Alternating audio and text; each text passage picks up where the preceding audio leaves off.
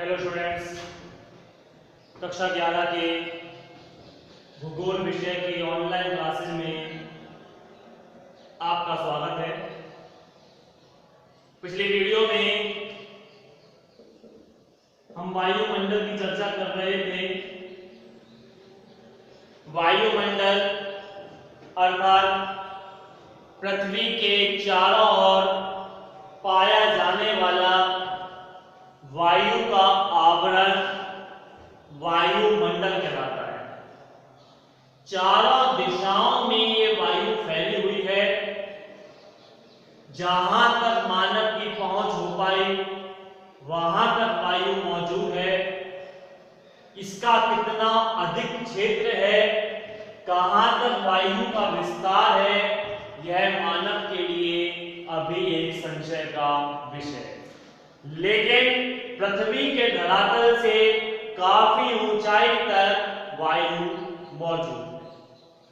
कल हमने वायु के संगठन के बारे में देखा कि हमारा वायुमंडल मुख्यतः 3 तत्वों से मिलकर बनता है: धूलकण, जल वाष्प और गैस। हमारे वायुमंडल में मुख्यतः ऑक्सीजन और नाइट्रोजन गैसों की अधिकता है, जहां लगभग 78% नाइट्रोजन गैस पाई जाती है तो लगभग 29% ऑक्सीजन गैस है। यानी दोनों गैसों का प्रतिशत काफी अधिक देखने को मिलता है। शेष बचे हुए हिस्से में अन्य प्रकार की गैसें, जिनमें organ, carbon dioxide, ozone, krypton, neon, helium, hydrogen, ऐसी तमाम अन्य गैसें पाई जाती हैं। हमने जलवाष्प के बारे में देखा कि धरातल से सूर्य की गर्मी के कारण धरातल पर मौजूद जो जलीय क्षेत्र है, जल मौजूद है, चाहे वो नदियों में हो, चाहे सागरों में, चाहे झीलों में, तालाबों में, वाष्पित होकर ऊपर उठता है, जो जल वाष्प का रूप लेता है। और तीसरा देखा हमने धूल के कारण धरातल पर मौजूद मिट्टी, ज्वालामुखी विस्फोट, उल्काओं का विस्फोट आदि के कारण वायुमंडल में धूल के छोटे छोटे महीन कण हवा में उड़ते रहते हैं, स्वच्छंद विचरण करते हैं। तो इन चीजों के बारे में हम चर्चा कर चुके थे। हमारा वायुमंडल स्वादहीन, रंगहीन और गंधहीन है। ना तो इसका कोई स्वाद है, ना इसका कोई रंग है और ना इसकी कोई गंध है, लेकिन फिर भी ये हमारे लिए बेहद जरूरी है। हम देख नहीं सकते इसको, लेकिन फिर भी हमारे लिए आवश्यक है। हम इसके बिना एक पल भी नहीं रह सकते। ये हमारे लिए प्राण वायु के रूप में जीवन दान प्रदान करने का कार्य हमें करते हैं। तो वायुमंडल पृथ्वी पर जैव जगत को जीवित रखने के लिए सबसे अहम और महत्वपूर्ण तत्व वायु है। हमारे वायुमंडल को कुछ परतों में डिवाइड किया गया है।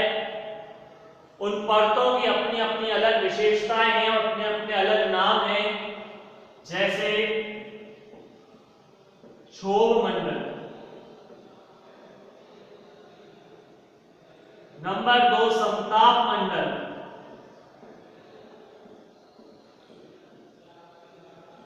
तीसरा मध्य मंडल, चौथा आयन मंडल और फिर आता है बहिर्मंडल। ऐसे कुछ मंडल हैं, कुछ परतें हैं वायु की, जिनको वैज्ञानिकों के द्वारा डिवाइडेशन किया है और इनकी सबकी अपनी अलग अलग विशेषताएं होती हैं। आज हम इन्हीं के बारे में अध्ययन करेंगे। एक डायग्राम के रूप में पहले हम इस बात को समझें कि ये हमारी पृथ्वी है और इसके चारों ओर इस तरह से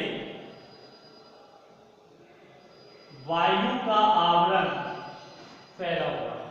ये तो मैं सिर्फ एक तो बता रहा हूं, चारों तरफ ले सकते हैं। सबसे पहले जो निचली परत आती है वो क्षोभ मंडल आती है। क्षोभ मंडल से मामूली से ऊपर एक और परत का विस्तार होता है जिसे क्षोभ सीमा कहते हैं, जो क्षोभ मंडल का ही हालांकि हिस्सा है, लेकिन इसकी कुछ अलग विशेषता है वो हम देखेंगे आगे जाके। उसके बाद सेकंड टॉपिक आता है, सेकंड जो परत आती है उसको हम समताप मंडल कहते हैं। इसके बाद मध्य मंडल, समताप मंडल और मध्य मंडल के मध्य लगभग 5 किलोमीटर के एरियाज में एक विशेष प्रकार की गैस पाई जाती है। उस गैस का आवरण बिछा हुआ है और वो गैस है ओजोन गैस, O3 जिसका सूत्र है, जिसको हम ओजोन मंडल कहकर पुकारते हैं। वैसे ये परत एक अलग परत के रूप में जानी जाती है, लेकिन वर्तमान में वैज्ञानिकों ने ओजोन मंडल को, एक ओजोन परत को समताप मंडल का ही हिस्सा माना है। तत्पश्चात मध्य मंडल आता है,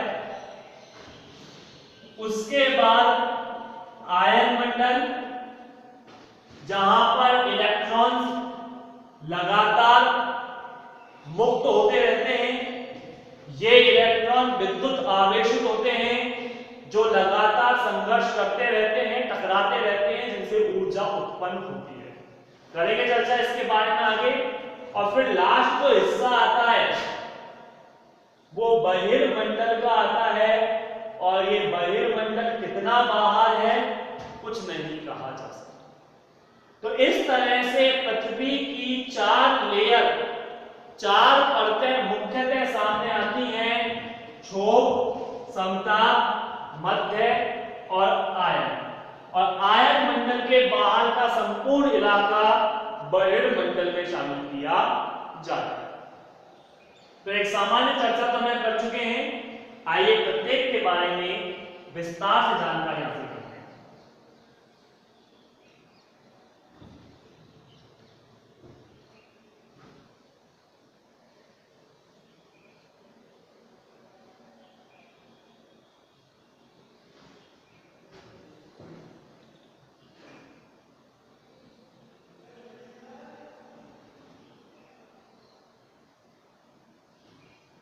क्षोभ मंडल धरातल से 8 से 14 किलोमीटर की ऊंचाई पर पाई जाने वाली जो ये परत है, इसे क्षोभ मंडल का नाम दिया जाता है।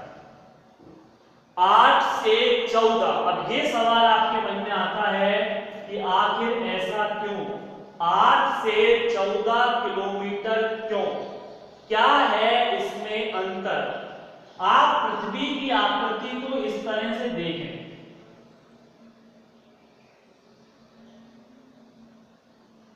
हम यहां से अगर शुरू करें,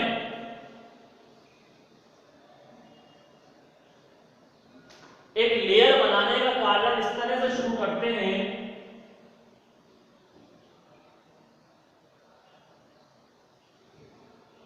तो ऐसे एक परत बनती है।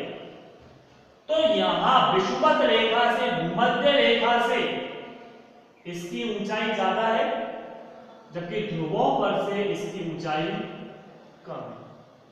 आप देख सकते हैं यहां ऊंचाई अधिक और यहां ऊंचाई कम है। तो इसीलिए 8 से 14 किलोमीटर, क्योंकि ध्रुवों पर से ऊंचाई कम होती है और भूमध्य रेखा पर से इसकी जो ऊंचाई है वो ज्यादा है। अब ध्रुव क्या है? ये ध्रुव है, पृथ्वी के ये 2 सिरे, जिसको नॉर्थ पोल और साउथ पोल कहा जाता है। हमने पिछली प्रारंभिक पहली वीडियो में ही इसके बारे में चर्चा की थी, और एक बात मैंने आपसे कही थी कि भूगोल को यदि पढ़ना है और फिजिकल ज्योग्राफी को समझना है तो अक्षांश और देशांतर को समझना बेहद जरूरी होगा। और हमारा सबसे पहला टॉपिक अक्षांश और देशांतर ही था। ये जो आड़ी रेखाएं हैं ये अक्षांश रेखाएं कहलाती हैं और ये जो खड़ी रेखाएं हैं ये देशांतर रेखाएं कहलाती हैं। ये रेखाएं ग्लोब पर और मानचित्रों पर अंकित होती हैं। ये 90 डिग्री नॉर्थ पोल कहलाता है और ये 90 डिग्री साउथ पोल कहलाता है। तो इन बातों को तो छोड़े, खैर अभी आप टॉपिक पर गए ध्रुवमंडल पे। भूमध्य रेखा से ध्रुवों की तरफ या ध्रुवों से भूमध्य रेखा की तरफ क्षोभ मंडल की ऊंचाई में अंतर आता जाता है। यह ऊंचाई 8 से लेकर 14 किलोमीटर के मध्य पाई जाती है।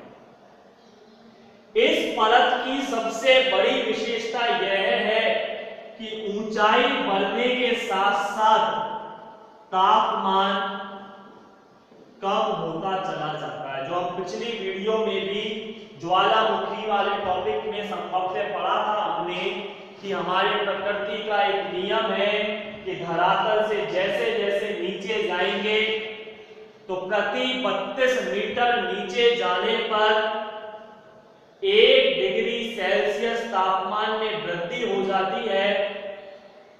तो वहीं धरातल से प्रति 165 मीटर ऊपर जाने पर 1 डिग्री सेल्सियस में कमी आती है। शायद मैं कुछ गलत बोल गया, देखिए प्रति 32 मीटर नीचे जाने पर 1 डिग्री तापमान बढ़ जाता है। मुझे याद नहीं, शायद मैंने पहले भी कम बोला हो।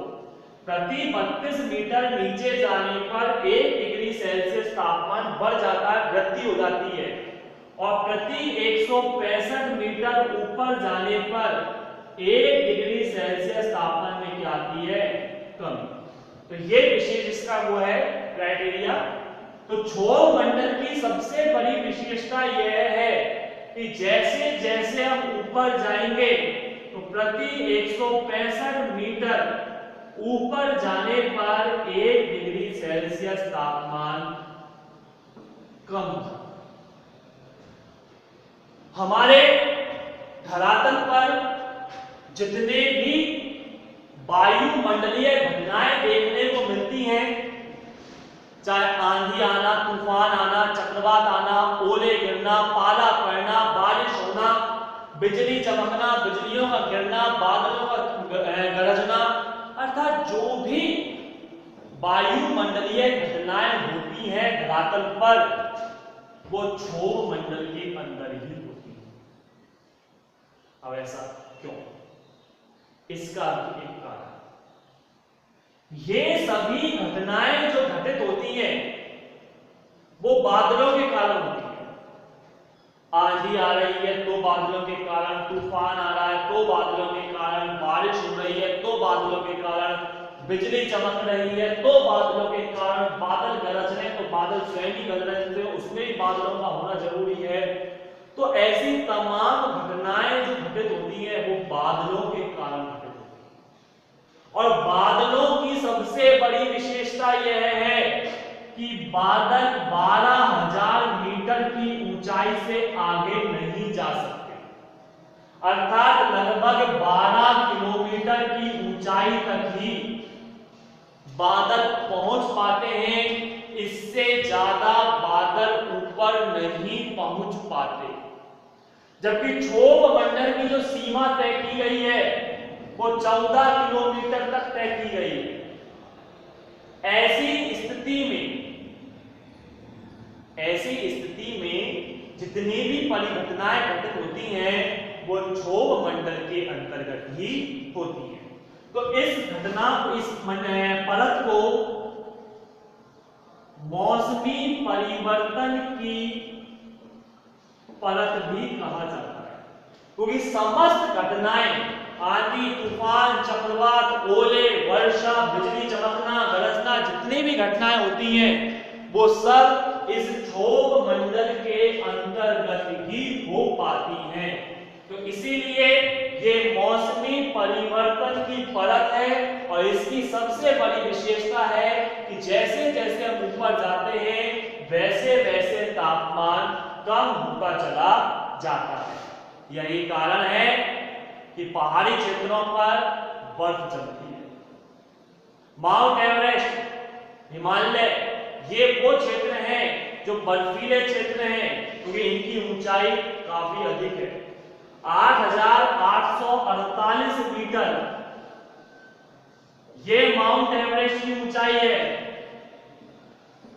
8,848 मीटर। कुछ जगह पर ये 8,850 मीटर भी अब पढ़ने को मिलता है। तो 8,848 और ये कहा जा रहा है कि प्रति 165 मीटर ऊपर जाने पर 1 डिग्री टेम्परेचर कम। यदि इसमें इसका डिवाइडेशन करते हैं तो आप निकाल लीजिए लगभग कितना उत्तर आएगा। हमारे धरातल का एवरेज टेम्परेचर लगभग 30 डिग्री 32 डिग्री रहता है और बर्फ जो जम जाती है वो 0 डिग्री पर बर्फ जम जाती है। तो इस लिहाज से यहाँ का टेम्परेचर माइनस में होता है। इसीलिए बर्फीले क्षेत्रों में, पर्वतीय क्षेत्रों में बर्फ जमती है। कारण है कि ऊंचाई बढ़ने के साथ साथ तापमान में कमी आती है। तो ये क्षोभ मंडल, क्षोभ मंडल के बाद क्षोभ सीमा जिसकी मोटाई 1.5 किलोमीटर है और ये मौसमी परिवर्तन की छत कहलाती है। अर्थात इसके बाद कोई घटनाएं घटित नहीं होती। ये मौसमी परिवर्तन की छत, क्षोभ सीमा जो मैंने भी बताया था, इस प्रकार से डायग्राम बनाकर क्षोभ मंडल के बाद 1.5 किलोमीटर मोटी ये परत है जिसे मौसमी परिवर्तन की छत कहा जाता है और इसके बाद का जो टेम्परेचर होता है वो समान हो जाता है। जो अगली परत के बारे में हम पढ़ेंगे, नाम के अकॉर्डिंग दूसरी परत मैंने आपको बताई थी समताप। समान है जहां ताप, यहां पर तो टेम्परेचर कम और अधिक हो रहा है। ऊंचाई बढ़ने के साथ साथ कम होगा, नीचे उतरने पर बढ़ता चला जाएगा। लेकिन इसका नाम अगली जो परत हम पढ़ेंगे वो समताप है, यानी समान है जहां ताप, यहां टेम्परेचर में बदलाव नहीं होता। तो क्षोभ मंडल की जो अगली लेयर है वो क्षोभ सीमा कहलाती है और क्षोभ सीमा को मौसमी परिवर्तन की छत कहा जाता है, जबकि क्षोभ मंडल को मौसमी परिवर्तन की परत कहा जाता है। तो समस्त मौसमी परिवर्तन इसी के अंतर्गत होते हैं। आज क्षोभ मंडल के तक ही, बाकी की अन्य लेयर, अन्य परतों के बारे में हम चर्चा आगामी वीडियो में करेंगे। तब तक के लिए आप देखते रहिए आपकी ऑनलाइन क्लासेस। धन्यवाद।